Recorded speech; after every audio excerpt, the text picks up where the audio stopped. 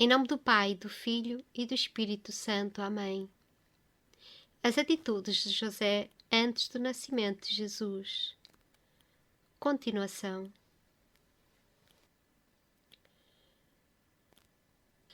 José progredia também em orações e súplicas que fazia pelas pessoas mais próximas e muito em especial por aqueles que estavam agonizantes. Sabedor que alguma pessoa se encontrasse nessa situação, ele se ajoelhava na frente do menino Jesus, até sentir que a graça da melhora do estado da pessoa lhe havia sido concedida, ou então seu descanso eterno. E fazia também o mesmo por aqueles que sabia se encontrarem em estado de pecado. Derramava lágrimas por eles frente ao Redentor e rezava até achar ter sido conseguida a sua conversão. A essas suas súplicas, todas se juntavam às de Maria, muito agradáveis ao Senhor e muito bem recebidas por ele. Maria era continuamente orientada pela divina sabedoria que portava em seu ventre, sendo que o mesmo acontecia com José através de iluminações que tinha ao manter-se continuamente ao lado dela. Embora Maria durante aquele tempo falasse raramente, permanecia em silêncio na maioria das vezes, absorvida em seu trato com o Verbo encarnado. O santo mesmo assim recebia as necessárias orientações por seu intermédio, embora as palavras ouvidas dela fossem sempre cheias de mistérios, ocasionadas que eram pela sabedoria divina, motivo pelo qual José permanecia atento a quaisquer palavras suas, que mantinha no íntimo de seu coração e sobre as quais meditava muito por serem orientações de extraordinária importância. Tão grande era o seu desejo em comportar-se conforme essas instruções e de agradar ao Deus menino, que não podia evitar perguntas a Maria, muito frequentes, aliás, tendentes a saber como deveria agir para agradar. Ela, porém, se sentia muito embaraçada e constrangida, pois nem sempre podia dar-lhe as respostas verdadeiras. O santo lhe pedia então que não se constrangesse, pois os questionamentos eram feitos para agradar ao unigênito, cujos desejos eram do conhecimento dela. Maria o confortava dizendo, com humildade, graça e cortesia, que ele apenas deveria permanecer, exercitando suas virtudes. Ao Verbo Divino é muito agradável que as pessoas lhe cedam seus corações, e faz já muito tempo que nós, favorecidos com o uso da razão, fizemos tal doação. Devemos agora somente confirmá-la continuamente e desejar que todas as pessoas façam o mesmo, fazendo tudo o que estiver ao nosso alcance para que isso se concretize. José apreciava imensamente essas palavras, chorava de alegria e lhe agradecia, suplicando também a Deus e ao Verbo Divino para que mantivessem sempre sua esposa como objeto de suas dádivas e graças. Algumas vezes, com tão grande amor aceso em seu coração, chegava mesmo a compor alguma pequena poesia em louvor ao Deus menino. Facto que muito agradava a Maria, que então recitava os versos em nome de José, Pai unigênito, em seu ventre. E assim José se alegrava muito e entrava em êxtase, no qual o próprio Verbo Divino lhe comunicava sua alegria em razão daqueles versos compostos em sua homenagem. Sendo extrema a sua pobreza, a tal ponto, e às vezes nem mesmo de alimentos, eles dispunham, José tinha muito medo de que Maria passasse fome naquele estado. E então orava a Deus para que ele se dignasse a prover tudo o que ela eventualmente necessitasse nesse aspecto, dizendo: Senhor, não falo por mim mesmo, pois sei que de nada sou merecedor, mas sim por minha esposa. Ajudai-me a poder supri-la com todo o alimento de que venha precisar. E, de facto, não tardavam as providências divinas nesse sentido, seja através de pessoas, seja de anjos, e eles acabavam por ter pão, frutas e outros alimentos em sua mesa, tudo segundo as necessidades de Maria. E o santo se mostrava muito agradecido a Deus, e reconhecia toda a sua condescendência para com ele, e rendia as suas graças ao Altíssimo pela ajuda recebida. Entretanto, essa sua extrema pobreza representava um sofrimento contínuo para ele. Não pessoalmente, pois até apreciava esse estado de coisas, mas pelo quanto era desagradável em termos dos méritos e direitos de sua esposa. Todavia, ela sempre o animava e afirmava que a virtude e a pobreza era de facto muito apreciada por Deus e pelo Verbo Divino, que a abraçava voluntariamente e desejava nascer e viver pobremente, como poderia ser visto no transcurso de sua vida futura. E dizia ainda mais: podes estar certo de que, fosse seu desejo viver entre riquezas, não teria jamais me escolhido por mãe, pobre que sou, mas sim alguma outra nobre e rica. Devemos louvá-lo, pois, sendo dono de todas as riquezas e infinito em sua grandeza. Dignou-se abraçar a pobreza voluntariamente para poder assim ensiná-la a todos. Por tal motivo, nos coube essa grande felicidade e imensa sorte. Não fôssemos pobres como somos, talvez não tivéssemos a fortuna desses desfrutes. José admirava tanta sabedoria e ficava confortado com as palavras de Maria, passando então a render graças pela sua pobreza. Meditava continuamente sobre o que lhe havia dito e se admirava cada vez mais pelo facto de o menino Jesus haver escolhido viver entre pobres, dizendo para si mesmo: há quantas vezes talvez eu tenha que ver o Deus menino vivendo entre tanta pobreza, passando até fome e sede, e quanto meu coração irá sofrer por isso. Mas sendo essa sua vontade, devo conformar-me e desejar ardentemente o mesmo para mim. Oh, que raro exemplo esse, que as pessoas dificilmente poderão entender, mas com certeza virá o tempo em que entenderão e passarão a imitar meu amado Senhor.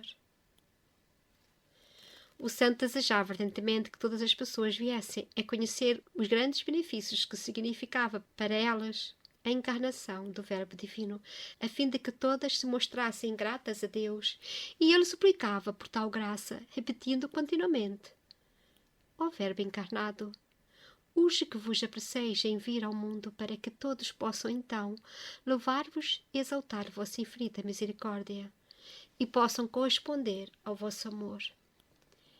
Assim se externava o santo por não estar ciente de todos os maus tratamentos que ele iria receber quando estivesse presente e de como as pessoas corresponderiam às suas graças com ofensas e ingratidão.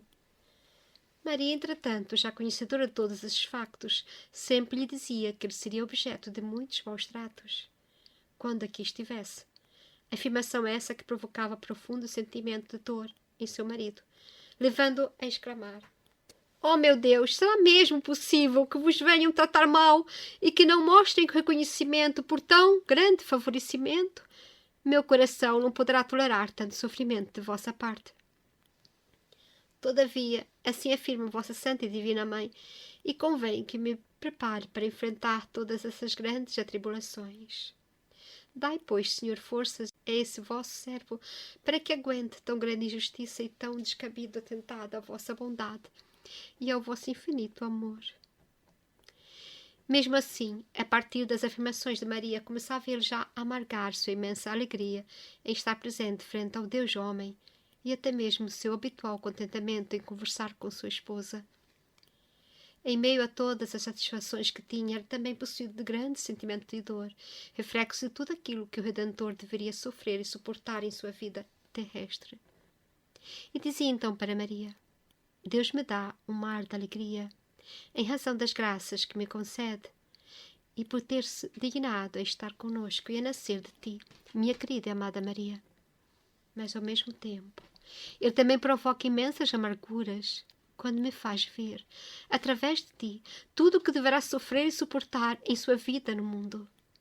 Será mesmo que não venha a ser amado por todos e que o mundo não terá desejos de conhecê-lo? Ó Verbo encarnado! Então não sereis conhecido, reconhecido por todas as pessoas, mas sim sereis gratificado com ingratidões? Ó meu Deus! Ó Deus meu! E chorava amargamente até que Maria lhe dizia, a título de consolo: anima-te, José, devemos agradecer a divina bondade que nos concedeu a graça imensa de podermos conhecê-lo e de termos ocasião de lhe agradecer por isso. Alegremo-nos por sermos objeto de tanta alegria e felicidade. E José, enxugando suas lágrimas, respondia: sim, minha querida Maria, isso é verdade. Louva-o tu e agradece em meu nome, pois tu sabes fazê-lo melhor do que eu. E eu te acompanharei em tuas louvações e agradecimentos em termos de sua infinita bondade. Maria compunha então novos cânticos de louvor e de agradecimentos, e os cantava de semente, no que José a acompanhava e muito se alegrava. O Verbo Divino se mostrava muito satisfeito com tais demonstrações de Maria e José, e lhes dava disso testemunhos bem claros, enchendo seus corações de felicidade. José, com pensamento sempre fixo no Deus menino que habitava em Maria, sentia-se tomado de grande sentimento de reverência mesclado de inquietação e até mesmo de temor. Não ousava levantar seus olhos em sua direção, assoberbado com tanta majestade em seu porte. Ao mesmo tempo, sentia também muito amor por ela e um grande desejo em admirá-la e olhar para ela, em razão do fruto que levava em seu ventre. Sentia-se também cheio de confiança e de fé e se colocava em secretos colóquios com o Verbo Divino, contando-lhe seus ardentes desejos em poder vê-lo logo trazido à luz, dizendo: ó Deus menino, quando terei a felicidade de poder ver-vos com meus olhos e poder ter-vos em meus braços? Com certeza meu espírito deixará esta prisão do meu corpo. Tal será a alegria que terei na ocasião. Por isso eu vos peço a nova graça de conservar minha vida até lá, para que eu possa desfrutar dos vossos abraços. Ó Verbo encarnado, terei o mesmo a felicidade de poder ver-vos, apertar-vos em meus braços e vos alimentar com o meu trabalho? É chegado o tempo do cumprimento da vossa promessa, e pelo qual tanto clamo. Quando estarei totalmente a vosso serviço? Oh, que tempo tão feliz será! Que grande dádiva me é concedida a mim, humilde e indigno servo.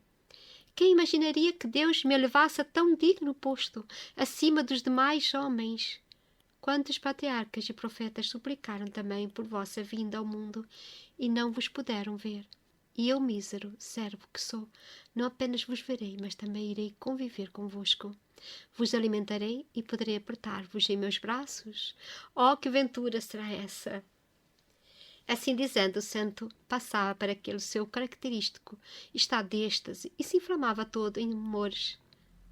E nessas condições seu espírito podia tratar diretamente com Deus homem, dele recebendo em contrapartida também seu amor e suas delicadezas, fazendo com que ele se sentisse como no paraíso, com sua presença.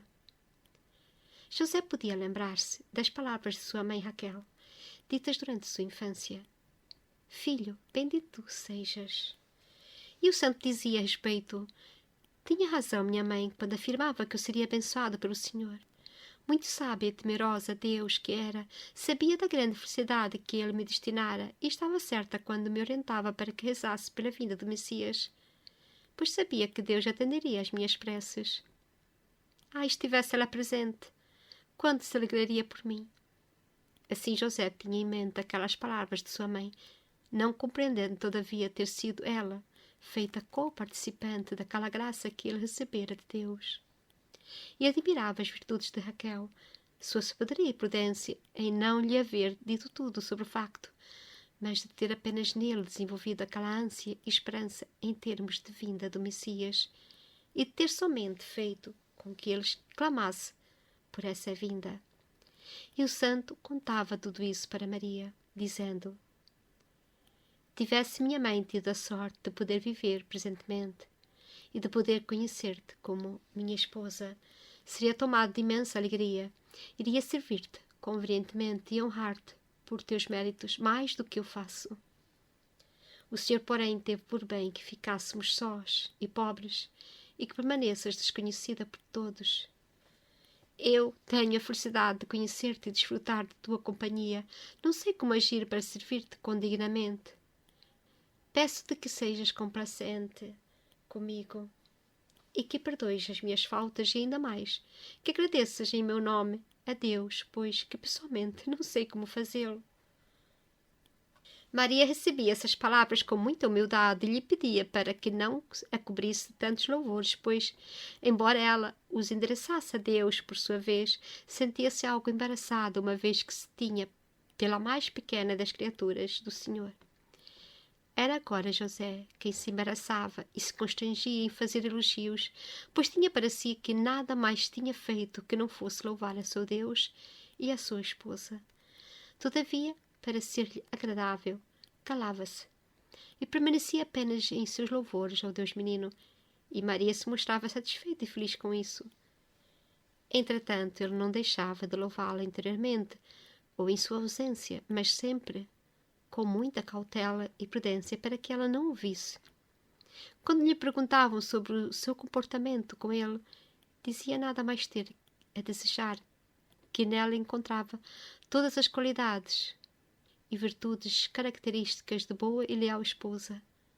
Mantinha outras opiniões para si mesmo, pois essa era a vontade dela.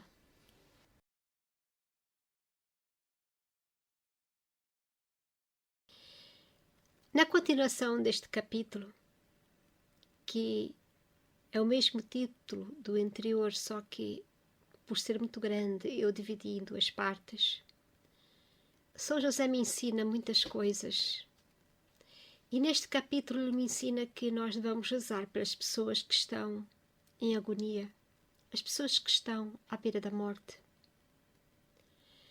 É na hora da morte que se decide, praticamente, se vamos nos salvar ou se vamos nos perder eternamente. E por isso o santo e São José é o patrono dos moribundos, ou seja, nos momentos em que estamos, naquele momento tão decisivo da nossa vida, em que vamos ter que deixar toda a parte desta vida material para trás. Vai-nos restar apenas a alma para salvar. Essa é eterna. E São José rezava muito pelas pessoas que estavam neste estado. Vai de encontro ao pedido de Nossa Senhora que devemos rezar pelos pecadores, devemos rezar pelas pessoas para que elas não se percam. Como ela disse em Fátima, ela disse muitas vezes, vão muitas almas para o inferno porque não há quem reze por elas. São José já rezava, especialmente para aquelas pessoas que também não eram crentes. Isto é muito importante nós aprendermos com São José, porque a maior caridade que podemos ter com o nosso próximo ou com as pessoas que nos rodeiam é desejar que elas também se salvem, que não se percam internamente.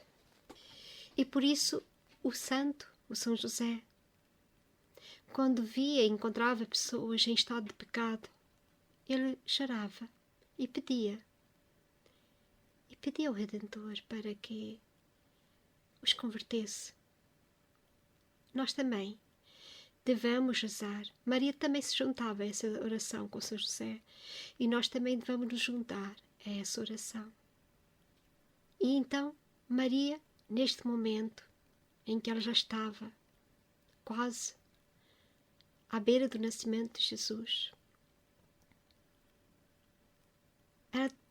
ela tinha dentro de si, como aqui o livro diz, a divina sabedoria. Estava em seu ventre. E ainda no ventre, Jesus dava a Maria orientações, porque ele era Deus e é Deus.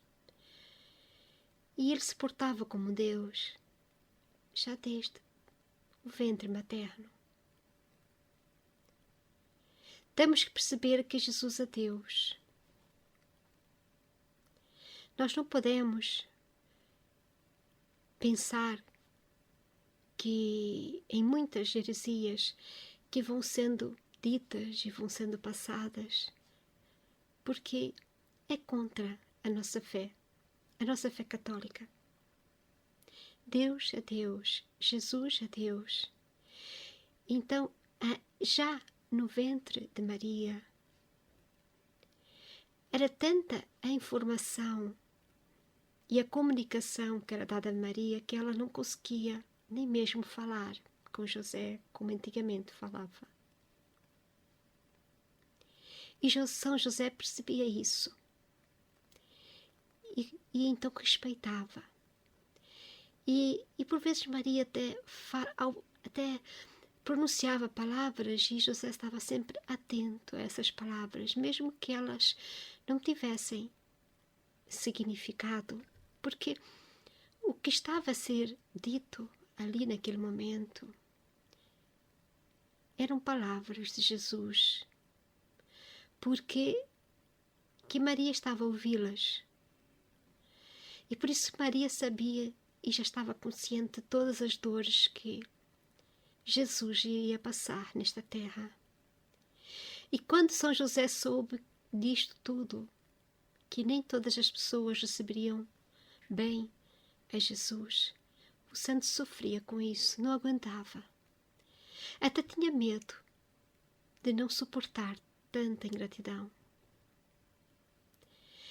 Por isso, o santo suplicava para que lhe desse forças.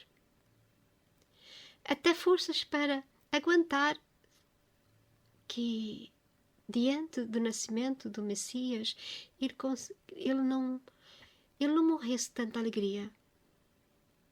São José percebe-se aqui que era um homem de muito sentimento, de muito amor a Deus, de muito amor, verdadeiro amor a Deus. Causava-lhe horror o sofrimento, a ingratidão, tudo aquilo que iria ser feito contra o Filho de Deus, contra Deus.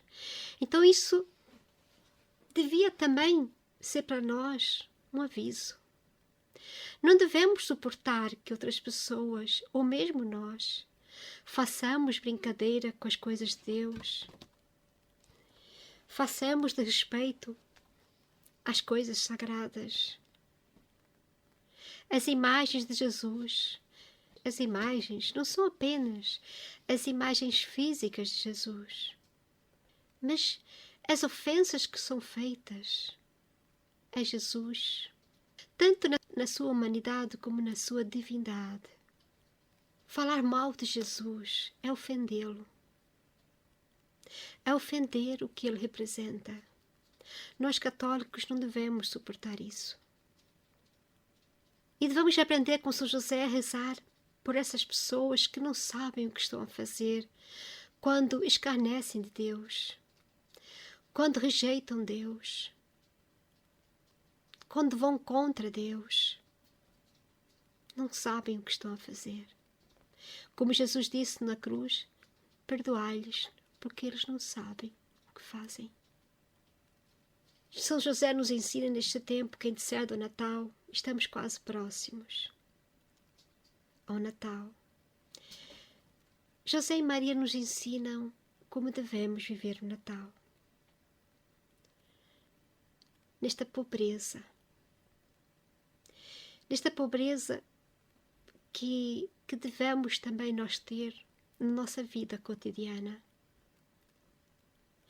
Não é apenas a pobreza material. Nós podemos ter muitas coisas e ao mesmo tempo estar desapegado de todas essas coisas. Isso é o que São José e Maria nos ensinam. Jesus escolheu uma família pobre para nascer.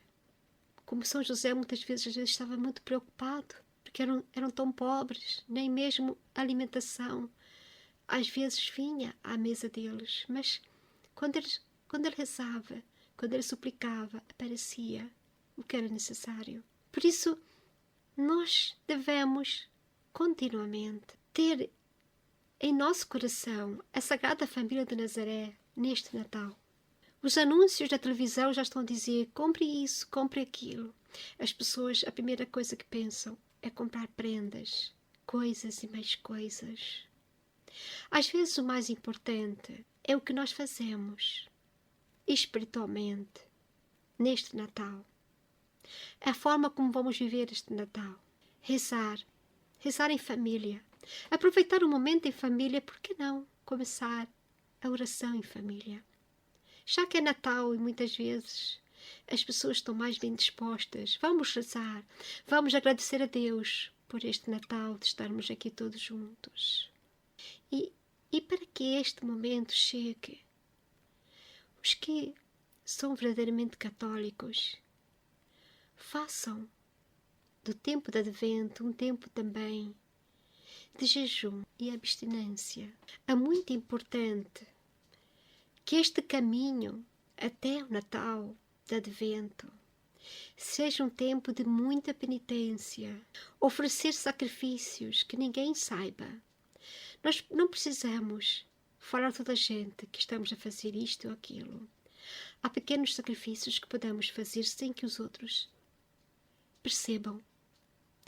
Por exemplo, tomar um café sem açúcar e dizer: não, agora prefiro sem açúcar. Mas nós vamos beber aquele café que num princípio vai nos saber muito amargo e vamos ofertar a Deus para que nós nos convertemos, para que as pessoas da nossa casa se convertam. Quando alguém nos der uns bombons, uns chocolates, nós fazermos com que esses chocolates sejam dados a outras pessoas de forma que nem se percebam que nós nem os tocamos. Também é muito importante nós tentarmos fazer a penitência como Jesus mesmo pediu, no silêncio do nosso quarto, sem que as pessoas percebam. Ou seja, o que Jesus quis dizer foi que nós devemos fazer penitência de forma que os outros não percebam. Não precisamos, porque quem deve agradecer as nossas penitências, quem deve retribuir as nossas penitências não é o mundo, mas Deus. E por isso, neste Advento, neste Natal, hoje é o primeiro domingo do Advento, eu convido a todos a começar a fazer esses pequenos sacrifícios que Nossa Senhora também pediu em Fátima pela conversão dos pecadores. Então, por que não nós fazermos esses pequenos sacrifícios para a nossa conversão, pela conversão das pessoas que moram na nossa casa, para que todos chegamos ao Natal e conseguimos fazer deste Natal mais santo, mais de Jesus e menos de nós mesmos. Preparemos o nosso coração, como José e Maria. Façamos cânticos de louvor. Era tão bonito que nós tivéssemos na internet até muitas pessoas a fazerem poesias, poemas de Natal. Como aqui São José fazia poemas para que Nossa Senhora também rezasse para Jesus no seu ventre.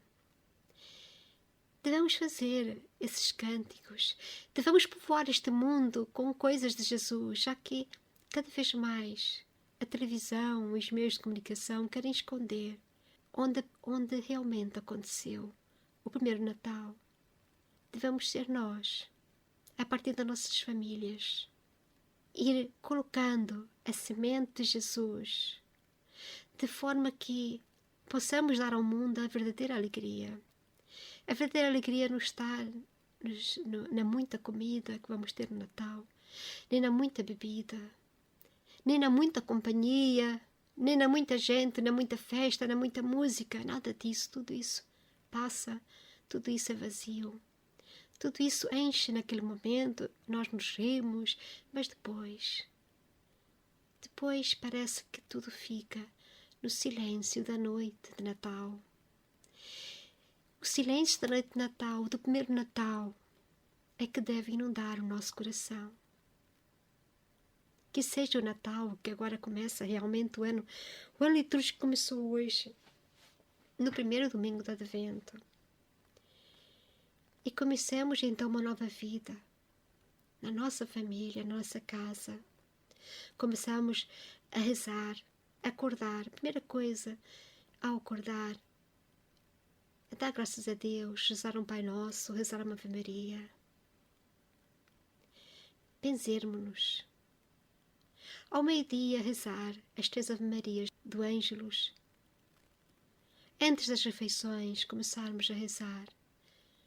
Ao final também. Mas antes é muito bom.